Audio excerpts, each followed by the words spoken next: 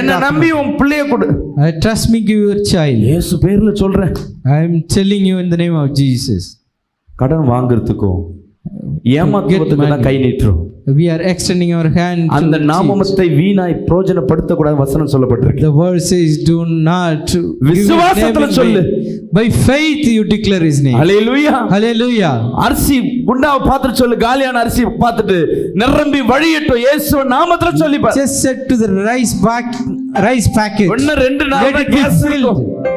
Cylinder இன்னும் 2 நாள் தான் வரும். You just say to the cylinder, it will come for 3 days. You சிலிண்டர்ல கை வச்சு சொல்லு, இயேசுவின் நாமத்துல இன்னும் ஒரு 10 நாள் வரட்டும். You just say to the cylinder, let it be give gas for 10 more days in the name of Jesus. எத்தனை பேர் நீங்க ஜெபம் பண்ணி அற்புதம் நடந்திருக்கு? How many of you pray like this? ஒரு 3 நாளிலே சொல்லுங்க.